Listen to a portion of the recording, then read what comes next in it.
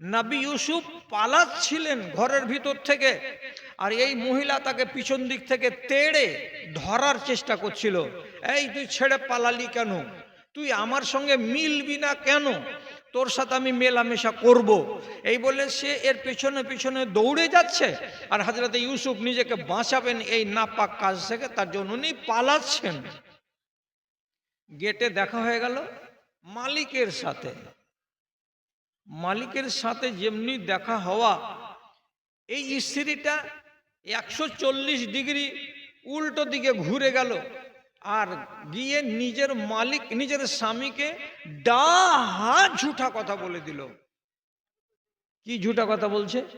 ও আলফায়া সাইয়্যিদাহা লাদাল বাব قالت ما جزاء من أراد بأهلك سوءا إلا أن يسجن أو عذاب عليم।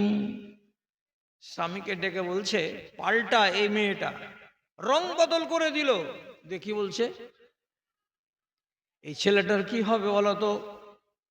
তুমি এই বাচ্চাটাকে বাড়িতে রেখে দিয়ে দফতরে চলে গেছো, এবং এই ছেলে আমাকে বাড়িতে একা পেয়ে আমার উপরে অন্যায় করতে যাচ্ছিল, আমার সঙ্গে অসৎ ব্যবহার করতে যাচ্ছিল।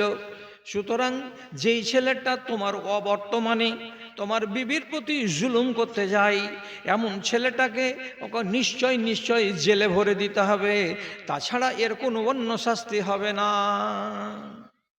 দেখেন, এখন এতক্ষণ আগে কি ইচ্ছা করছিল, আর স্বামীকে দেখে নিয়ে রূপ বদল করে দিয়ে কি বলছে যে এই দোষী, আমি দোষী নই,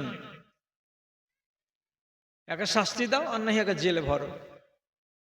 এর কথাটা ঠিক হলো যেহেতু বিবি, আর এই ছেলেটার কথা মিথ্যা হয়ে গেল ইউসুফ নবী আলাইহিস সালামের কথা, যেহেতু এটা বিদেশি ছেলে। স্ত্রীর কথা শুনে বাদশা করলো কি, নবী ইউসুফকে জেলে ভরে দিল। জেলে আছেন। জেলে গিয়ে আপনি বলেন এই জায়গাটা কি সুখের জায়গা? এখানে বালিশ থাকে না, এখানে ভালো বিছানা পাওয়া যায় না, এখানে সকালে একবার নাস্তা, 10টার সময় একবার রুটি তরকারি, দুপুরবেলায় একবার ভাত পানি, আবার রাতের বেলায় আবার কিছু খানা পানি, আর যদি গরমের সময় হয় তো আপনাকে খানাতে লাগিয়ে দিয়ে আপনার পার্শ্বে দাঁড়িয়ে দাঁড়িয়ে আপনার স্ত্রী যে পাংখা ডলবে, এমনটা পরিবেশ সেখানে পাওয়া যায় না। ওখানকার ওই ডাল আর রুটি আর ওখানকার ডাল আর সবজি খেয়ে খেয়ে বাঁচতে হয়। জেলটা হলো আযাবের জায়গা। মাকে দেখতে পাই না, ভাইকে দেখতে পাই না, বিবিকে দেখতে পাই না, বন্ধু বান্ধবকে দেখতে পাই না, বাজারে একবার যেতে পাই না, বিছানটা ভালো নয়, ফ্যান ঘুরছে তো ধিকির ধিকির করে, ভালো ফ্যান নয়। এইরকম আযাবের জায়গাতে মানুষ চিন্তাগ্রস্ত থাকে। কিন্তু নবী ইউসুফ কি করলেন দেখবেন, কোরআন থেকেই শিখছি আমরা। কি শিখছি?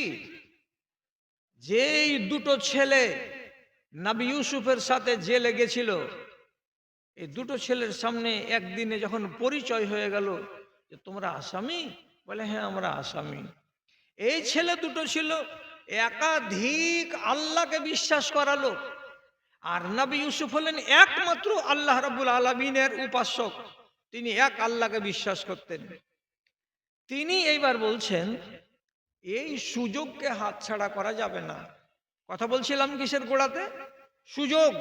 সুযোগ কাকে বলে এটাই দেখেন।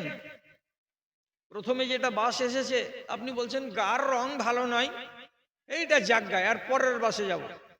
প্রথম বাসটা ছেড়ে দিলেন, দ্বিতীয় বাস ভালো আসবে বলে, তো দ্বিতীয় বাস সেদিন ক্যান্সেল। 1 ঘন্টা পরে আরেকটা বাস এলো, তো সিট ফাঁকা নাই। তখন আপনি কি করছেন? হাত মুচড়াইছেন আর সাথীকে বলছেন বাসটা ছাড়া ঠিক হয়নি রে, ওইটাই ধরে নিতে হতো আমাদের। এদিকে 1.5 ঘন্টা লেট, ততক্ষণে আমরা এখান থেকে চলে যেতাম একবারে গাজল পার হয়ে মালদার কাছাকাছি। এটা কি? সুযোগকে হাতছাড়া খবরদার করবেন না। নবী ইউসুফ কি বলছেন? ছেলে দুটোকে সামনে বসিয়ে বলছেন, ও ভাই সামনে বসো, খানা তো তুমিও খেয়েছো, খানা আমিও খেয়েছি, একটা কথা বলি। তিনি সুযোগকে কাজে লাগাচ্ছেন কি করে? জেলের ভিতরে জিজ্ঞেস করে বলছেন, আরবাবুন মুতাফাররিকুনা খায়রুন আমিল্লাহুল ওয়াহিদুল কাহার। আমি তোমাদেরকে ভদ্রভাবে জিজ্ঞেস করে বলছি, বলো তো একের চাইতে বেশি আল্লাহ কিংবা খোদা মানাটা ভালো, না একমাত্র আল্লাহ যিনি আকাশে আছেন তাকে এক সর্বশক্তিমান বলে মেনে নেওয়াটা ভালো? বলো তো, আল্লাহ 10-12টা মানা ভালো, না আল্লাহ একটা মানা ভালো? শুরু করলেন তবলিগের কাজ। কেন এখানে উনি এগুলো কথা চালু করলেন?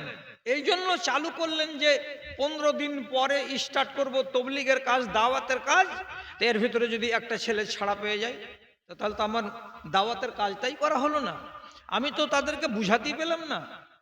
এই জন্য তিনি করলেন কি, প্রথম সুযোগ এই দুজন ছেলেকে আল্লাহর পথে ডাকবেন বলে এমন কথা তুললেন যে সেই কথার গোড়াতেই কি প্রশ্ন হলো, 10-12টা আল্লাহ মানা ভালো, না একমাত্র আল্লাহ রাব্বুল আলামিনকে মানা ভালো? বলো তো আমার দুই ভাই, ওরা একাধিক আল্লাহকে মানে কিনা এটা জানেন তো? লোহা লাক্কড়ের মালিক আলাদা, বিদ্যার দেবী আলাদা, বরকতের ধান ক্ষেত শস্য আনাজের দেবী আলাদা, দুনিয়া থেকে মুসিবতকে দূর করবে তার দেবী আলাদা। আলাদা আলাদা মাবুদ হলো না? তো আলাদা আলাদা মাবুদ হবে এক একটা ডিপার্টমেন্টের এক একটা, এটা বেশি ভালো, না একটা মাত্র আল্লাহ হবেন যিনি সব কাজ করবেন? রুজি দেওয়ার সময় রুজি দেবেন, ইলিম দেওয়ার সময় ইলিম দেবেন, দুনিয়া থেকে মুসিবত দূর করার বেলা তিনি দূর করবেন, বৃষ্টি যদি বর্ষাতে হয় তাহলে তিনি বর্ষাবেন, যেটাই করার একমাত্র আল্লাহ রাব্বুল আলামিন করবেন, এটা ভালো। তোমরা নিজেরা বিচার বিবেচনা করে বলো তো। তাহলে উনি দাওয়াতের কাজ শুরু করে দিলেন যে 2 খোদা ভালো নয়, 3 খোদা ভালো নয়। মগজে চিন্তা ঢুকে গেল এদের। ঠিকই তো কথা। দুসরি জামাতের আগেকার যুগে এই কিতাবগুলা ছিল, মক্তবে আমরা পড়েছিলাম, এখন মক্তব উঠে গেল, এই কিতাবগুলা অনেকেই পড়ছে না বা পড়ায় না। ছেলে পিলেকে জ্ঞান দেওয়ার জন্য এই হামারি কিতাবের ভিতরে একটা পদ্য আছে, একটা নজম আছে, বড় জ্ঞানের। ওর উপরে হিডিংটা কি করা আছে, আগার দো খোদা হতে। কি বুঝলেন? আগার দো খোদা হতে, তাহলে কি হতো? যদি খোদা দুটা হতো, আল্লাহ দুটা হতো, তাহলে কি হতো? তো কবিতাতে কি লিখছে, अगर दो खुदा होते संसार में तो दोनों बला होते संसार में, खतरनाक होता जमाने का रंग, हुआ करते हर रोज दोनों में जंग। इधर एक कहता कि भाई मेरे रहे आज दुनिया में बारिश रहे। দুটা যদি আল্লাহ হতো তো সারাদিন লড়ালড়ি চলতো, সারাদিন দড়ি টানাটানি চলতো। একজন বলতো আজকে আমি দুনিয়াতে রোদ দিব, তা আর একজন বলতো না আজকে রোদ দেওয়া হবে না, সারাটা দিন কুয়াশায় ঢেকে রাখা হবে। একজন বলবে আজকে বর্ষা চালাবো এবং জোরদার হাওয়া চালাবো, আর একজন তখন খোদা বলবে না না না আজকে বর্ষা দিতে হবে না, এখন ধান পেকে আসে মাঠে, 15 দিন পরে বর্ষাটা দেব, তাহলে কৃষকদের ক্ষতি হবে না। একজন বলবে এক কথা, আর একজন বলবে আর এক কথা।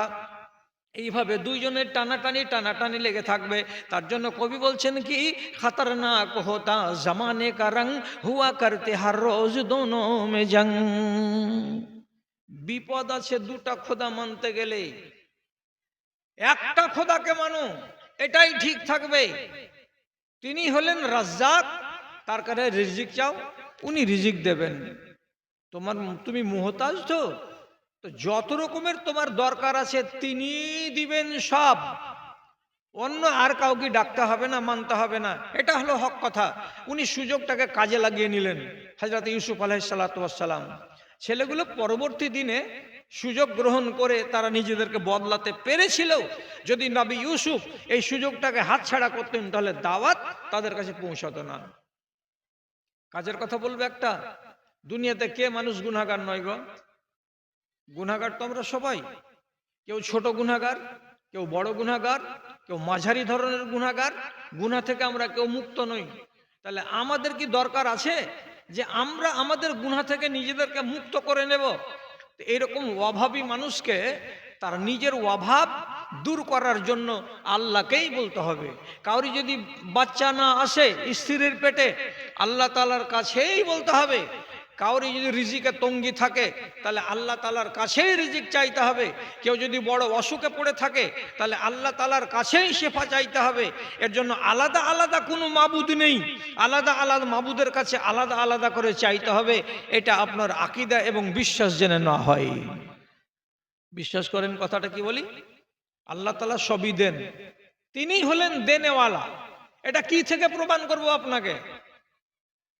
আমার দিকে দেখেন, শর্ট সময় আছে, কম সময়কে আপনি নষ্ট করিয়েন না আল্লাহর ওয়াস্তে। কথার প্রতি খেয়াল করেন।